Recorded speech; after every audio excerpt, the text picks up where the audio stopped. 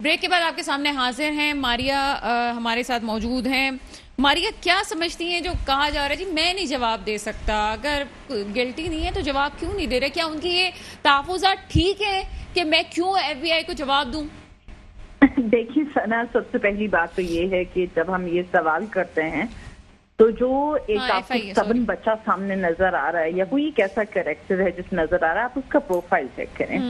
पहली तो बात यह है कि 1992 में इन्होंने कहा कि मैं ही रिस्पॉन्सिबल हूँ और मैंने चैंपियन बना दिया पाकिस्तान को, क्रिकेट वर्ल्ड में क्रिकेट जिता दिया। फिर उसके बाद एक पॉलिटिकल स्ट्रगल स्टार्ट करते हैं। ऑल ऑफ द सडन पूरे पाकिस्तान में पॉलिटिकल डायनेमिक्स चेंज हो जाते हैं और 2013 के बाद ये मर्ज होते हैं। उससे पहले कोई इनको नहीं जान रहा होता, कोई इनको पहचानना नहीं चाहता, कोई इनसे बात नहीं करना चाहता और अचानक से ये मर्ज हो जाते हैं सरफेस के ऊपर। ठीक है, फिर उसके बाद ये है कि इनकी पूरा जो लाइफ की स्टोरीज हैं, आप देखिए इनके जो साथी थे, जो फाउंडिंग मेंबर्स थे, फिर उसके बाद जो जिन्होंने इनको यहाँ तक सियासत में पहुंचाया, उनके बयानात ले लीजिए। फिर ये प्राइम मिनिस्टर रहे और मतलब मैं कहती हूँ कि have some grace and integrity in your character, because not only profile ये ऑफिस मैटर करते बट इंसान का किरदार भी मैटर करता है। तो ये बहुत अफसोसनाक बात होगी। पाकिस्तान की तारीख जब भी लिखी जाएगी, इमरान खान साहब को इसमें याद किया जाएगा कि भाई एक ऐसा प्राइम मिनिस्टर थी जो इतना ज्यादा स्टबन था, मैं के अलावा उसको कोई किरदार आती नहीं थी। आई एम श्योर कि जो आने वाली जनरेशन होंगी, अगर उन्होंने डायरेक्ट हिस्ट्री पढ़ी तो वो इस मैं का भी कोई गाना बना देंगी या फिर तो कोई इशू हो जाएगा, कोई और किताब लिखी जाएगी इसके ऊपर कि ये मैं कहाँ से शुरू हुआ था और मैं कहाँ पे खत्म हुआ। लेकिन मारिया, अभी तो इलेक्शन कमीशन की रिपोर्ट आई है कि अवाम की किस्मत खराब हो गई। जी जी, honestly speaking, in 4 years time Pakistan has gone backward to 20 years। 20 साल पीछे पहुंचा दिया इस वजह से, इस सिचुएशन की वजह से। और वो कहते हैं कि जी मैं जवाब ही नहीं दूंगा। आप कैसे नहीं देंगे? आप देखें, हर इंसान आपके ऊपर या मुझ पे कल कोई इल्जाम लगेगा ना, तो हम जरूर जाएंगे, ग्रेसफुली उस चीज को फेस करेंगे। अच्छा, हम सच्चे हैं। इनकी खान साहब की करप्शन की बात की जाती है, फॉरेन फंडिंग केस की बात की जाती है, लेकिन फैसला तो अभी नहीं सुनाया गया। इलेक्शन कमीशन की अभी सिर्फ रिपोर्ट आई है और FIA जो है उस पर तहकीकात मांग रही है इनसे कि जी आप अपने खाते भी जमा करवाएं, लेकिन अभी तक कहीं पे ऐसा नहीं हुआ कि जी इनके खिलाफ केस आ गया हो तो हम ये कहें जी गिल्टी हो गए। तो गिल्टी होना अभी तक साबित तो नहीं हुआ है। हाँ, साबित नहीं हुआ है, मगर ये पहले से थ्रेटन क्यों है ये भी एक सवाल है। पहले से इतना डर क्यों गए हैं ये भी एक सवाल है। पहले से इनको क्या अंदेशे हैं कि ये केस इनको यहाँ कहाँ तक पहुंचाएगा ये भी इनको पता है। तो इसलिए ये सारी चीजें दिमाग में रखते हुए ये मेरे ख्याल से मूव ऑन ही नहीं कर रहे हैं इस चीज को कि भाई आपने ग्रेसफुली इसको जाके फेस करना है, क्योंकि आप एक स्टेट के प्राइम मिनिस्टर रहे, कोई मजाक नहीं है। पाकिस्तान 22 करोड़ लोगों का शहर है, सॉरी मुल्क है, और उन 22 करोड़ लोगों को आपने प्रूव करना है कि if you have not done any corruption, if you Tosha Khana की वो जो सारा स्कैंडल था, आप उसको फॉरेन फंडिंग को आप फेस कीजिए। अगर आप फेस करेंगे तो अगर आप विक्ट्री आपकी होती है तो तारीख में आप हमेशा याद रखे जाएंगे। ऐसी क्या बात है? ऐसा कभी हुआ नहीं है कि आप ये कहना चाह रही कि खौफ है कुछ इनको कि जाहिर सी बात है अगर ये फैसला हो जाता है तो डिस्क्वालिफिकेशन भी हो सकती है, और डिस्क्वालिफिकेशन की बात की जाए तो जाहिर सी बात है नवाज शरीफ साहब पे भी सवाल उठता है कि उनकी भी डिस्क्वालिफिकेशन लाइफ टाइम हुई है और लाइफ टाइम डिस्क्वालिफिकेशन का भी एक बहुत बड़ा इशू है इस वक्त। अदील से पूछ लेते हैं, अदील हमारे साथ मौजूद है। अदील अहमद, आपका ताल्लुक PTI से है सर, प्रोग्राम में आपको वेलकम करते हैं। वालेकुम अस्सलाम, बहुत शुक्रिया जी, thank you very much. Adeel, आपसे भी वही सवाल करेंगे, इसको कंटिन्यू करते हैं थोड़ा सा। ये अगर आप गिल्टी नहीं है, अभी इलेक्शन कमीशन ने एक रिपोर्ट दी है, तो आप FIA को जवाब क्यों नहीं दे रहे? अगर वो आपसे कहते हैं जी खातों की तफसीलात दे दें। आज मरियम औरंगजेब ने भी कहा कि एक और भी अकाउंट खुला है जिसकी तफसीलात वो कल देंगी। बहुत कुछ बोला है मरियम औरंगजेब ने साहिबा ने तो, लेकिन आप क्यों पीछे हट रही है? आपकी पार्टी क्यों नहीं अपने खाते से शो कर देते उनको? बिस्मिल्लाहिर्रहमानिर्रहीम, बहुत शुक्रिया, आपने अपने प्रोग्राम में मौका दिया। देखें, सबसे पहले तो अगर इलेक्शन कमीशन की बात करें तो इलेक्शन कमीशन एक मिशन के ऊपर है और वो मिशन है पाकिस्तान तहरीक इंसाफ के खिलाफ फैसले देना, पाकिस्तान तहरीक इंसाफ के खिलाफ अपनी तमाम तर तवानाइयां सर्व करना। इस टैक्स पेयर का पैसा, इस टैक्स पेयर का टाइम और एनर्जीज और इस मुल्क का जो पैसा है वो पाकिस्तान तहरीक इंसाफ के खिलाफ इस्तेमाल करना, ये सिकंदर सुल्तान राजा की जिंदगी का वाहिद मकसद है। सर लाए भी तो आप ही थे। वो इस मिशन पर है। उसकी वजह यह है कि अभी तक सिकंदर सुल्तान राजा साहब चीफ इलेक्शन कमिश्नर जो है, इन्होंने 8 ऐसे फैसले तहरीक इंसाफ के खिलाफ दिए हैं जो कि अदालत से जाकर ओवरटर्न हुए। यानी अदालत ने उन फैसलों को रिजेक्ट किया, उनको रद्दी की टोकरी में डाला कि इलेक्शन कमीशन ने आइन और कानून की धज्जियां बिखेरी हैं और एक फजूल किस्म का तासुब की बुनियाद पर मबनी जो है वो तहरीक इंसाफ के खिलाफ उन्होंने फैसले दिए।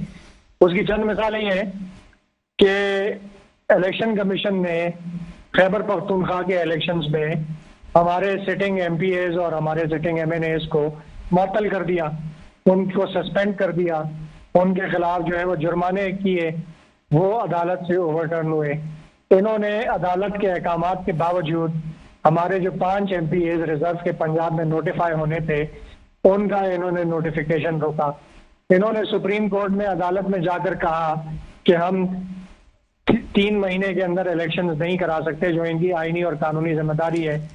इन्होंने जो है EVM इलेक्ट्रॉनिक वोटिंग मशीन्स, जिनका वाहिद मकसद जो है वो इंतखाबात में शफाफियत लेकर आना था, उसकी मुखालफत की।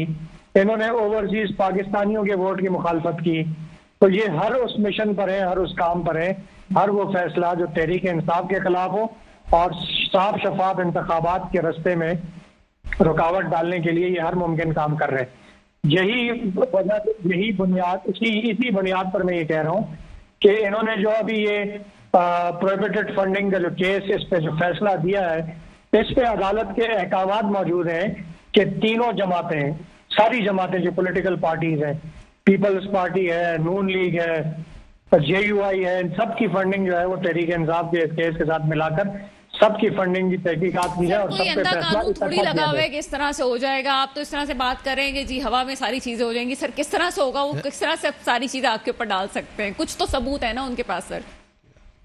नहीं, वो तो रिपोर्ट सामने आ गई है ना, वो मज़ाका खेज किस्म की, भौंडी किस्म की जो रिपोर्ट ये लेकर आए। सर आप FIA को दे देना, यही तो मेरा सवाल था जहां मैं शुरू हुई थी। मैं फिर वहीं पे आती हूँ। FIA को खाते जमा करवाने में, सब चीजें देने में, अकाउंट देने में क्या मसला है? आप बिल्कुल साफ है। मैं इस पे आ रहा हूँ, लेकिन पहले मुझे ये तो कंप्लीट करने दें कि जब अदालत के ये अहकामात हैं कि आपने सारी पार्टीज की फंडिंग जो है उसको आपने एक साथ इस केस को देखना है और एक साथ इसका फैसला करना है, तो सिर्फ तहरीक इंसाफ को पिक एंड चूज करके उनके खिलाफ एक बॉन्डी किस्म की रिपोर्ट बना के और पाकिस्तान तहरीक इंसाफ के खिलाफ फैसला देना, ये इलेक्शन कमीशन के तासुब, इलेक्शन कमीशन के उस मिशन की निशानदेही करता है जिसमें वो तहरीक इंसाफ के खिलाफ और इस कौम के खिलाफ जो है वो फैसले देने के मिशन पर है। फैसला अब आ जाए आपके, हमने जो है वो अपने फंडिंग की जो तफसीलात हैं उस पर आपने जो सवाल किया, पाकिस्तान तहरीक इंसाफ वो वाहिद जमात है कि जिसने 40,000 डोनर्स की तफसीलात इलेक्शन कमीशन को जमा कराई। मेरा यह सवाल है chief election commissioner Sikandar Sultan Raja से कि क्या आपको पाकिस्तान पीपल्स पार्टी ने अपना डोनर बेस जमा कराया? क्या इन्होंने 40,000 तो छोड़े, कोई 40 जराए बताएं अपनी फंडिंग के? क्या पाकिस्तान मुस्लिम लीग नून ने 40,000 तो तहरीक इंसाफ ने जमा कराए, इन्होंने कोई 40 जराए अपने बताएं? क्या आपने ये इन्वेस्टिगेशन की कि पाकिस्तान मुस्लिम लीग नून के जो नवाज शरीफ साहब हैं, उसामा बिन लादेन से फंडिंग लेकर बेनजीर भुट्टो की गवर्नमेंट को टॉपल किया? क्या आपने ये इन्वेस्टिगेशंस करवाई कि JUI जो है फजलुर रहमान वो लीबिया से और दीगर मुल्कों से फंडिंग लेकर जो है वो अपनी पार्टी चलाते रहे? क्या आपने ये इन्वेस्टिगेशन करवाई कि नून लीग के और पाकिस्तान पीपल्स पार्टी के जो पार्टी अकाउंट्स है वो मनी लॉन्ड्रिंग के लिए इस्तेमाल होते रहे? क्या आपने ये तहकीकात करवाई? क्या आपने मांगा इनसे? हमने तो 40,000 डोनर बेस आपको जमा कराया और आपने एक मजाका खेज किस्म की बॉन्डी रिपोर्ट बना दी और अपने ही उन पाकिस्तानियों को जो कि बाहर बैठे हुए हैं और इस मुल्क में डॉलर भेज रहे हैं, जो कि तहरीक इंसाफ को प्रॉपर लीगल चैनल से फंडिंग करते हैं, उनको आपने गैर मुल्की करार दे दिया, उनकी कंपनीज को आपने फॉरेन कंपनीज करार दे दिया और इनकी फंडिंग को आपने फॉरेन फंडिंग करार दे दिया। तो मेरे ख्याल से ये इस किस्म का मजाक जो है, इस किस्म की फाशिज्म, इस किस्म का एक ही जमात को दीवार से लगाने का जो मिशन है, ये नहीं चलेगा और इसको हम अदालत में चैलेंज कर रहे हैं और हम हमारा लीगल राइट है कि हम इलेक्शन कमीशन के फैसले को अदालत में चैलेंज करें और इनका ये रास्ता रोकें जिस मिशन पर ये है। जी बिल्कुल ठीक है, ताहिर हुसैन की तरफ चलते हैं। ताहिर हुसैन साहब, फस्तायत की बात हो रही है, एक होता है जी ये सब चीज़ें जो हैं ख़ास तौर पर टारगेट किया जा रहा है। मरियम औरंगजेब साहिबा कहती हैं कि इनके खिलाफ केसेस इसलिए नहीं चलाए गए कि नैब के जो चेयरमैन थे उनके खिलाफ इनके पास वीडियो आ गई थी। आज उन्होंने ये बात कही, सबके सामने, मीडिया के सामने ही बात कर रही थी वो, जब वो मीडिया टॉक कर रही थी।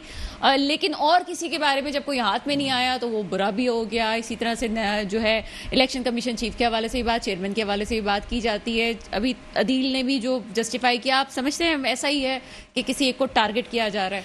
नहीं, देखिए डॉक्टर साहब, अदील भाई ने तो अपनी रिस्पॉन्सिबिलिटी पूरी की है और कुछ उनको भी पता है, ये अदील भाई को भी पता होगा कि क्या मामला चल रहे हैं। देखिए डॉक्टर साहब, इस वक्त जो सिचुएशन है, जो ग्राउंड रियलिटी वो यह है, खान साहब जिन लोगों के कंधों पर सवार होकर आए थे, जब तक के वो उनके साथ रहे वो अच्छे थे। आज उनके खिलाफ एक महाजर आई। ये जो इलेक्शन कमीशन की जो बात कर रहे हैं राजा साहब की, तो राजा को तो चूस खान साहब ने खुद किया था, ठीक है। अब अगर एक आदमी जब तक कि वो मेरी बात सुनता रहेगा तो वो अच्छा है, जब वो मेरी बात नहीं सुनेगा तो अच्छा नहीं है। एक तो ये बात है। दूसरी बात ये कि जिस तरीके से कह रहे हैं कि देखिए फॉरेन फंडिंग का जो इलेक्शन कमीशन ने जो है ना अपनी रिपोर्ट दी है वो गवर्नमेंट को दे दी। अब गवर्नमेंट 15 दिन के अंदर, एक हफ्ते के अंदर उसको फाइल करेगी, उसके बाद ये प्रोसेस आगे चलेगा। नहीं, वो कह रहे हैं जब सबका होना था तो फिर हमारी पार्टी का नहीं, देखें तमाम पार्टियों के खिलाफ जो है ना कोई एस अकबर कहीं और नहीं थे, सिर्फ यही थे जो है ना। उन्होंने इस जो है ना केस को 2000 मेरे ख्याल से 8 से परसू किया हुआ है, 2012 से 8 साल के बाद इसका रिजल्ट आया है और इसके बावजूद भी ये अभी खत्म नहीं हुआ है, ये चीजें चल रही हैं। देखिए बात ये है कि कहीं ना कहीं कोई ना कोई, अगर जो अभी अदील भाई कह रहे हैं अगर ऐसा ही मसला था तो मैं भी कह रहा हूं ना, तो पीटीआई की तरफ से बीसीओ एप्लीकेशन इसकी समाअत को रुकवाने के लिए क्यों गई, इसका फैसला महफूज करने के लिए क्यों गई? नहीं जाती। आप कहते कि नहीं यार इसको हमने फेस करना है, हम करेंगे। लेकिन ऐसा देखें, ऐसा बिल्कुल भी नहीं है। इस वक्त सूरत हाल यह है कि इस वक्त पूरी पीटीआई एक खौफ का शिकार है और वो खौफ यह है कि जी शहबाज गुल साहब जो है ना उनको पुलिस कस्टडी में नहीं देना है इस्लामाबाद की, जिसकी वजह से कल रात से बड़े बयान चल रहे हैं, मैं भी देख रहा हूं। लेकिन मैं थोड़ा सा बैक फ्लैश में जाता हूं, मैं यहाँ मेंशन जरूर करूंगा। तो कराची के अंदर ऐसे सैकड़ों वाकयात हुए थे जिसमें एमएनएस को, एमपीएस को उठा के और उनके बयान आ रहे होते थे, ऐसे था। लेकिन आज अगर बात यहाँ पर आई है, फहरिस्त है उसकी, वाकई बहुत बड़ी फहरिस्त है डॉक्टर साहब। लेकिन क्योंकि हम सबको इक्वल देखना है ना, अब आपके एक बंदे को उठा लिया, अभी मेरा ख्याल राइट ना वो एमएनए एमपीए भी नहीं शायद इस्तीफा दिया हुआ है, उसको उठा लिया तो आप लोग ऊपर से नीचे सीखपा हो रहे हैं यार। आपकी बात पे याद आया कि हमारे गेस्ट से, हम नाम नहीं लेंगे उस पार्टी का, उन्होंने बताया कि वो तो अभी हुआ नहीं है उनके साथ जो हमारे साथ हो चुका है मुख्तलिफ अदवार में, अगर वो हो गया तो क्या होगा। एनीवे ये सब जानते हैं कि किसके साथ क्या हुआ है माजी में और बहुत से तशद्दुद के वाकयात भी है। मारिया की तरफ आएंगे। मारिया, अभी अदील ने कहा कि मनी लॉन्ड्रिंग खास तौर पे आपके जिम्मे में आती है और इस पे कोई बात नहीं होती, और तीनों पार्टीज की जब बात की गई थी कि तमाम पार्टीज के हवाले से फॉरेन फंडिंग का केस होगा, असासों की जांच होगी, तो सिर्फ हमारे बारे में क्यों बात की गई? ना पीपल्स पार्टी के बारे में बात की गई, ना नून लीग के बारे में बात की गई, ना फजलुर रहमान साहब की पार्टी के हवाले से कोई बात की गई। क्या कमेंट करेंगी इस पे? मारिया, देखिए मारिया में सुन सकती हैं जी? ताहिर हुसैन साहब, आप ही इस बात का जवाब देते हैं। मैं सिर्फ ये बात कहूंगा कि अनफॉर्चुनेटली ऐसा होता है कि अच्छा, मारिया की आवाज हमें स्टूडियो में नहीं आ रही, मेरा ख्याल है मारिया बात कर रही है। आवाज आ रही है? जी बिल्कुल, अब मारिया आपकी आवाज आ रही है। हाँ जी जी जी सना, बात ये है कि देखिए हमारी पार्टी जो है ना, जब से वजूद में आई है तब से ही मेरे ख्याल से इस तरह के केसेस का, इस तरह के इल्जामात का बहुत सामना कर रही है। मतलब आप भुट्टो साहब की तारीख उठा के देख लीजिए, बेनजीर साहिबा की उठा के देख लीजिए, आसिफ अली जरदारी साहब की देख लीजिए। कभी कहा जरदारी साहब का बयान आया या दीदी का बयान आया हो कि बस मैं नहीं जाऊंगी अदालत, बस बहुत हो गया, मैं तो छोड़ के मुल्क ही जा रही हूँ, बस मेरा कोई बंदा उठा लो या मेरा वो कर लो। भाई वो जब हंसी खुशी जाते थे ना बैठ के जब उनको हर दफा अरेस्ट किया जाता था, जब उनको पॉलिटिकल विक्टिमाइजेशन होती थी तो ग्रेसफुली जाते थे, तभी तो आज तक उनके चाहने वाले जो हैं वो 50 साल से कम नहीं हो रहे हैं ना।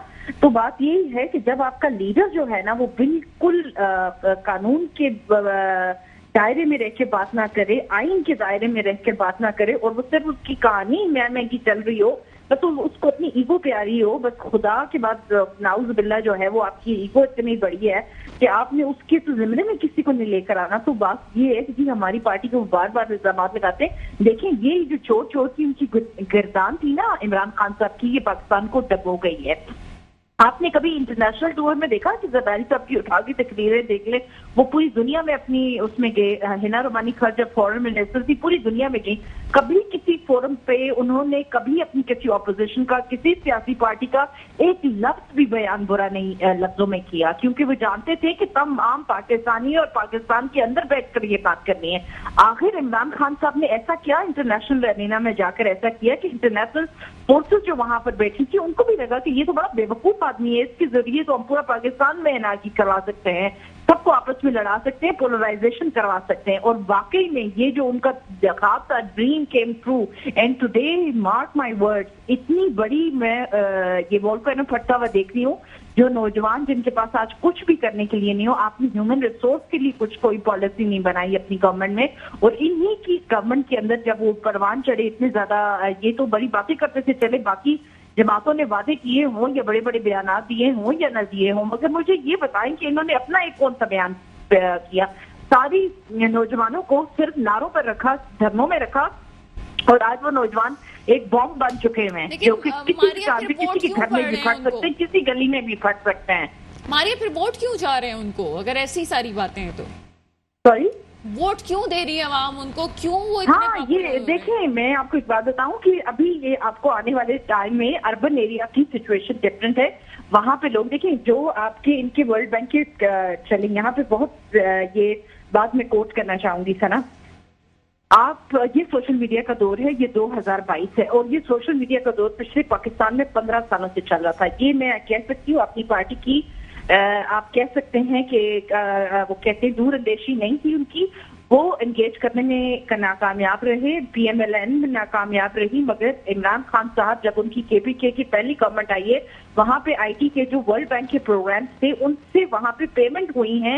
नौजवान बच्चों को सोशल मीडिया पे रख के दिन रात बस इमरान खान और जो उनके अगर छोटा सा काम भी था तो उसको इतना मैग्नीफाई करके दिखाया गया कि आज जो जिस बच्चे के पास इंटरनेट, जिसके पास मोबाइल था, सोशल मीडिया था, वो ब्रेन वॉश हुए। मैं तो यही कहूंगी कि they have got actually trapped in a wrong policy of PTI and Imran Khan.